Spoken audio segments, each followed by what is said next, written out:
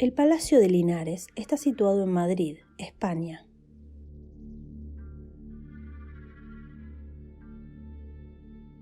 Conocido en sus primeros años como Palacio de Murga, su fachada principal da a la Plaza de Cibeles, uno de los lugares más simbólicos de la capital.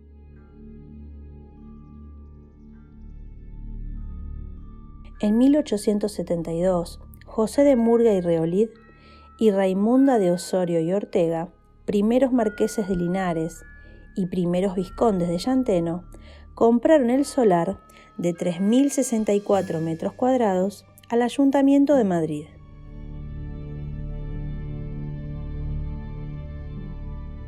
Las obras se encomendaron al arquitecto municipal Carlos Colubí en 1877, siguiendo fundamentalmente los diseños del arquitecto francés Adolphe Humbrecht, responsable asimismo de la construcción de otros fastuosos palacios como el desaparecido Palacio de Portugalete, propiedad de los duques de Bailén.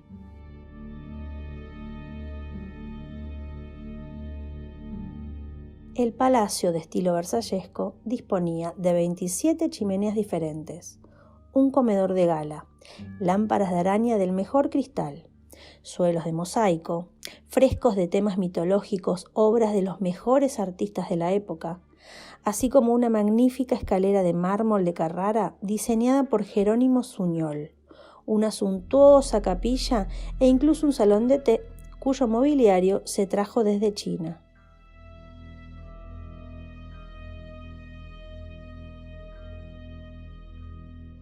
Mateo de Murga fue un financiero vasco que hizo una enorme fortuna en Cuba, y llegada a la adolescencia de su hijo José, le aconsejó que se casara únicamente por amor, sin importar la condición social de la elegida. José se enamoró perdidamente de Raimunda Osorio, hija de una cigarrera. Pero cuando le pidió permiso a su padre para contraer matrimonio, éste, de modo sorprendente, intentó disuadirle, enviándole a Londres para que olvidara ese amor. En 1857, a los pocos meses de su llegada a Londres, falleció Mateo de Murga, e inmediatamente José regresó a Madrid para, una vez pasado el luto, en 1858 casarse con su amada Raimunda.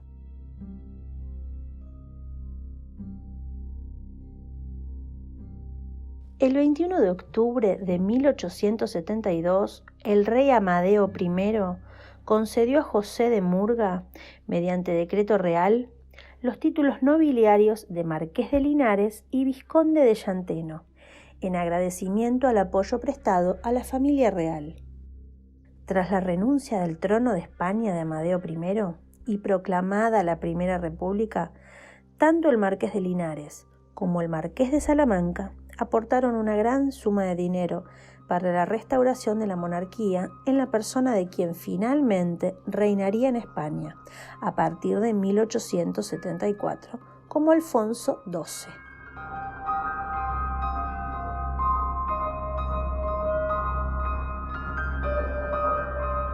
En 1884, los marqueses decidieron trasladarse al que sería su nuevo hogar, a pesar de que las obras en el palacio aún no habían concluido. Y fue entonces, ordenando unos documentos de su padre, cuando el marqués encontró la terrible carta que éste no llegó a enviarle a Londres, en la que le confesaba el motivo de su rotunda negativa a autorizar aquella boda. José y Raimunda eran medio hermanos. Mateo de Murga, en su juventud, había tenido un romance con una cigarrera, y Raimunda era el fruto del mismo.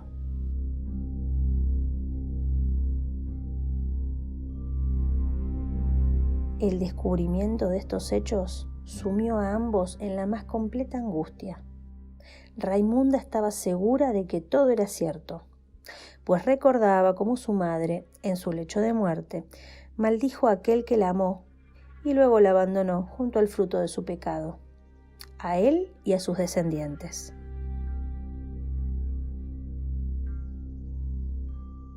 Por favor, pongámonos en contexto. Era el siglo XIX. El matrimonio, en su desesperación, recurrió al mismísimo Papa Pío IX, que les concedió una bula papal denominada Casti Convivere, por la cual los marqueses podían seguir casados, pero en la más absoluta castidad. A partir de ese momento, los marqueses continuaron viviendo bajo el mismo techo, pero en diferentes plantas del palacio. Y entonces ocurrió lo peor que podía pasar.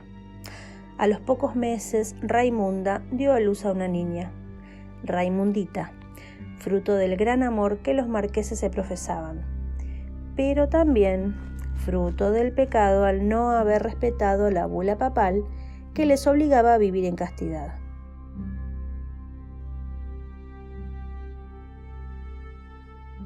Cuenta la leyenda que entre los dos la asesinaron y la emparedaron, para evitar de ese modo el escándalo, y que aún hoy en día el espíritu de Raimundita sigue paseándose por los grandes salones del viejo palacio, cantando canciones infantiles y llamando con voz lastimera a sus padres, tras sellar el palacio con 100 llaves que lo mantendrían cerrado y deshabitado durante largos años.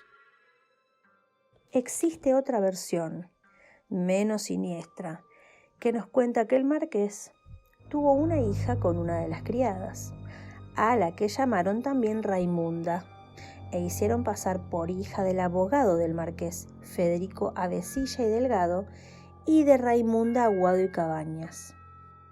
Protegida y apadrinada por los marqueses, tras la muerte de estos, heredaría una gran parte de su fortuna, casándose años después con Felipe Padierna de Villa Padierna y Erice, segundo conde de Villa Padierna.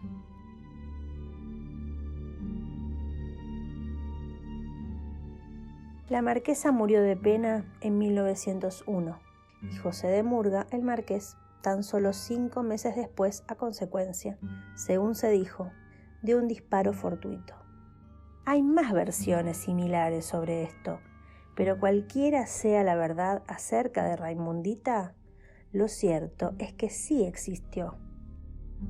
Cumpliendo con las últimas voluntades de los marqueses, en 1918 sus cuerpos fueron trasladados desde Madrid hasta Linares, donde reposan desde entonces en la cripta familiar, situada en la capilla del Hospital San José y San Raimundo en Linares, más conocido como Hospital de los Marqueses de Linares, hoy convertido en museo.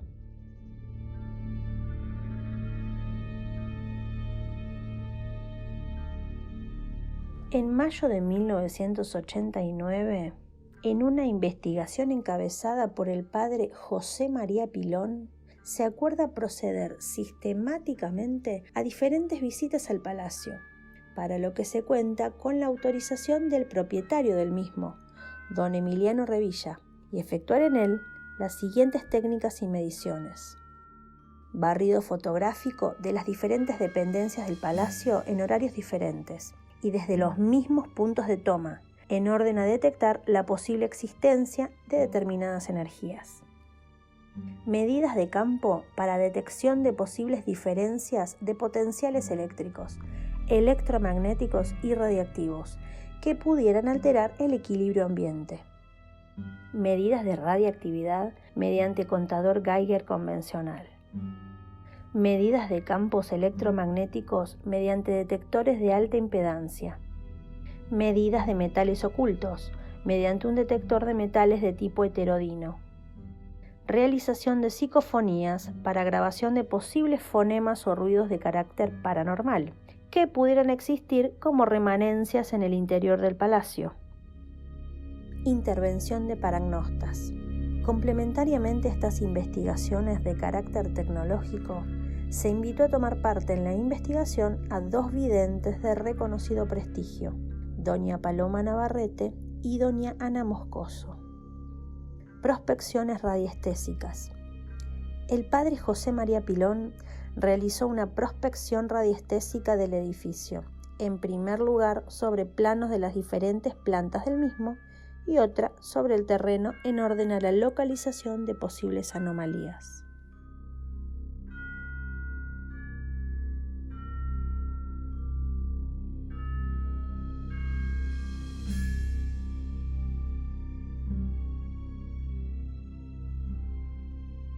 Del total de las 283 fotografías realizadas, solo se han obtenido resultados que parecen recoger características paranormales en 11 fotogramas, lo que representa tan solo el 3,88%, con la curiosa circunstancia de que todas corresponden al primero y segundo día de la investigación y en lugares determinados.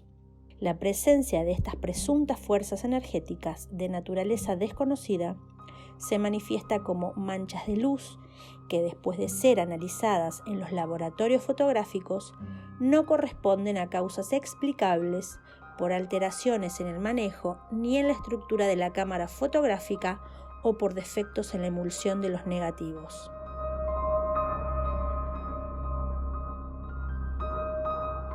Dado que diversos paragnostas y la prospección radiestésica confirmaban la posible existencia de objetos enterrados en el piso de la capilla y en el centro de la misma, se procedió a diversas comprobaciones por medio de un detector de metales de tipo heterodino. Se observa que dicho piso está formado por un conjunto de vigas de hierro, en lugar de vigas de madera como se suponía. Esto nos indica la posibilidad de que exista un cuerpo extraño de naturaleza diamagnética, ya que la localización indicada por los videntes y la prospección radiestésica se encuentra exactamente entre dos vigas.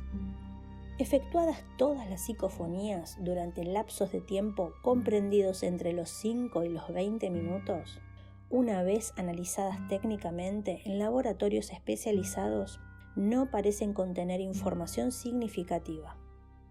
Únicamente 2 grabaciones, la primera que parece representar la palabra Susi, 3 veces repetida y seguido como de una especie de silbido, y otra en la que se puede apreciar cierto rumor de música de órgano de género sacro, son los que ofrecieron una cierta peculiaridad.